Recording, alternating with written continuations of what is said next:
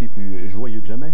Oui, exactement. Claude Rajotte qui nous parle d'un album qui s'appelle Requiem for the Americas, un album concept. Oui, c'est un album concept, ça s'appelle Requiem for the Americas, Songs from the Lost World. Et c'est un album qui était fait par Jonathan Elias. Et c'est son premier album. Ça devait sortir il y a 4 ans, mais Jonathan Elias a décidé d'inviter quelques personnes pour participer à son micro-sillon. Voici quelques noms, je pense que j'en ai jusqu'à demain matin à peu près. Il y a John Anderson de Yes, John Waite, Simon Le Bon de Duran Duran, Tony Charles qui a une voix absolument superbe. Denis me disait qu'il l'écoute dans son auto, c'est vraiment bien. Tu écouteras chez vous aussi, c'est aussi bon. Et aussi Grace Jones, Stuart Copeland, ancien batteur des Police, Susanna Hoffs, également Jeff Porcaro qui est avec Toto, Tony Levin qui est un excellent bassiste qui a joué avec Peter Gabriel, avec King Crimson, également Warren Cucurullo qui fait partie du groupe Duran Duran, David Tickle qui est un ingénieur de son qui a déjà travaillé avec Peter Gabriel, c'est pas fini, Dan Reed, Steve Ferrone, John Taylor, Nick Rose de Duran Duran, Peter Frampton, Omar Hakim, Al Stewart, Patricia Alpha, qui est bien sûr la partenaire de Bruce Springsteen. Et il y a comme narrateur Jim Morrison, parce que je dois vous dire que c'est un album qui est centré aux alentours des Indiens d'Amérique, de leur philosophie. Et Jim Morrison s'intéressait énormément à la cause à l'époque. Et pour la première fois, ils ont demandé à sa famille s'il pouvait utiliser des poèmes de Jim Morrison. Et c'est lui-même, Jim Morrison, qui fait la narration. Il y a également parmi les narrateurs les comédiens Martin et son fils Charlie Sheen. Et je parlais de John Anderson. Si vous voulez, on va regarder un petit extrait du clip Far Far Cry.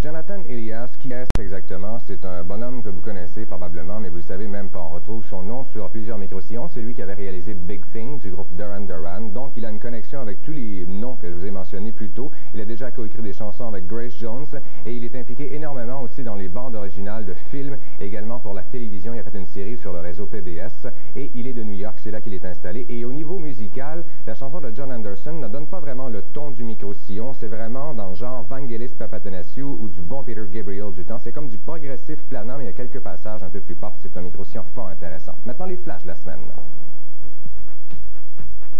100 mètres au paradis est le titre du nouvel album du trio français Les Innocents. Puisant ses inspirations dans la musique pop américaine et britannique, le trio nous propose 10 chansons au refrain plutôt accrocheur. Les Innocents, du pop-rock bien fignolé. Barlam and the Angel a déjà écrit de bonnes mélodies, mais malheureusement, le nouvel album Days of Madness commence à sentir la formule. En fait, c'est un sous-produit de Live Free or Die. Je ne veux pas dire par là que c'est mauvais, c'est simplement pas très original. Vous détestez les synthétiseurs, l'échantillonnage, vous aimez les groupes dont le son est centré sur la guitare comme Pixies ou R.E.M., alors peut-être serez-vous intéressé par ce nouveau groupe britannique Pale Saints et son premier maxi Barging into the Presence of God, sur lequel on retrouve 3 chansons en tout, c'est aussi offert en cassette. Ayant déjà été associé au mouvement alternatif, All About Eve devient de plus en plus accessible avec un son qui se compare facilement à celui du groupe américain Heart sur ce nouvel album Scarlet and Other Stories. Moi, j'avoue que leur musique a tendance à m'endormir, malheureusement, mais c'est quand même bien fait. Si vous fréquentez les discos, il se joue du New Beat, vous connaissez sans doute la chanson Rock to the Beat, qui existe en plusieurs versions. Et pour la première fois, on peut se procurer en pressage canadien l'original, interprété par le groupe 101. C'est vraiment la meilleure version et c'est excellent dans le genre, et ça a du son. Toujours pour amateurs de danse, beaucoup plus sensuel que 101, par contre, je vous propose Lisa Stansfield et le maxi All Around the World, qui musicalement s'apparente facilement à Soul to Soul. Le maxi comporte 2 très bons mix de la chanson et une autre chanson intitulée Affection. Vous vous souvenez de Frankie Goes to Hollywood? Alors voici Oh World, une nouvelle chanson par l'autre chanteur du défunt groupe, Paul Rutherford. Mais je vous avertis tout de suite, on est très très loin du génie de Frankie. Oh World est plutôt fade et servi à la mode disco. J'aimerais juste préciser avant de poursuivre que l'extrait qu'on a vu tantôt de Far Far Cry, c'est par Simon Le Bon. J'avais de la misère à reconnaître la version de John Anderson parce qu'on en a 2. Maintenant, Mitsu, Bye Bye Mon Cowboy. Je pense que vous commencez à connaître l'histoire un peu de Bye Bye Mon Cowboy, la nouvelle version qui était faite par Shep Pettibone, qui travaille avec les plus grands noms de l'industrie du disque à travers le monde. Et j'aime bien, il y a 4 versions. Il y a le remix, le long version si vous préférez, qui est intéressante, mais qui est un peu trop fidèle à l'original. Ce qui est excellent, par contre, c'est le house mix. Shep Pettibone a vraiment fait sa job, c'est-à-dire de reconstruire une chanson au complet. D'habitude, il garde la voix et il refait tout le restant, et le rythme est absolument irrésistible. Il y a également un dub, simplement, c'est une version instrumentale, et aussi la version faite pour la radio qui dure 3 minutes 35. Et si vous voulez, on va regarder, nous, un extrait de la version longue, le house mix de Bye Bye Mon Cowboy.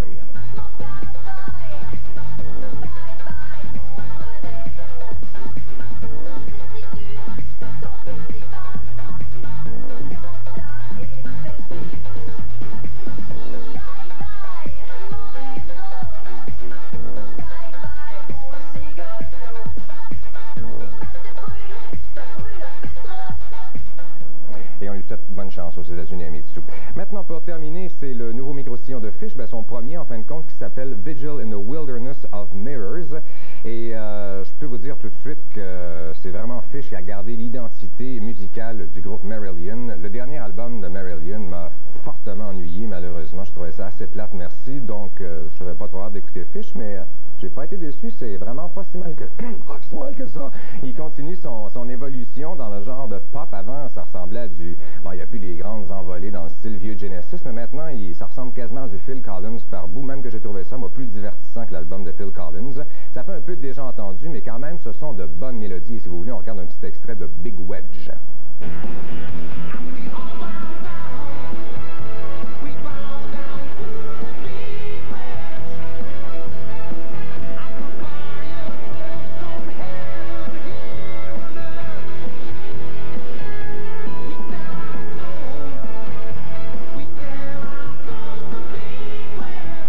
C'est un micro-sillon qui est très bien réalisé et de très bons arrangements. Si vous aimiez le vieux Marillion, vous avez sûrement aimé le micro-sillon de Fish pas mal mieux que l'album de Marillion. On termine avec les palmarès.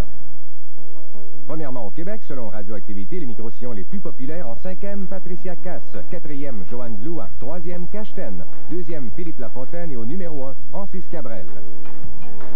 Toujours côté micro-sillon, cette fois-là au Canada, selon The Record, en 5e, Aerosmith, 4e, Alana Miles, 3e, Paula Abdul, 2e, Milli Vanilli et au numéro 1, Phil Collins. Côté international, en Allemagne de l'Ouest, les micro-sillons les plus populaires en 5e, Western Hagen, 4e, Chris Rea, en 3e, Tracy Chapman, en 2e, Lisa Stansfield et au numéro 1, Phil Collins. Collins qui est encore en première position un peu partout à travers le monde. Hein? C'est incroyable, c'est vraiment partout. Peut-être une vingtaine de pays à peu près en tout. Sais-tu si Fish et Collins sont copains? Je ne sais pas, mais peut-être qu'ils vont faire les réflexions ensemble. Je ne sais pas. De toute façon, on se laisse sur les clips d'un bonhomme qui sera au Centre national des arts à la Saint-Valentin. Son nom, c'est Herbert Léonard. On écoute Le Grand Sentimental.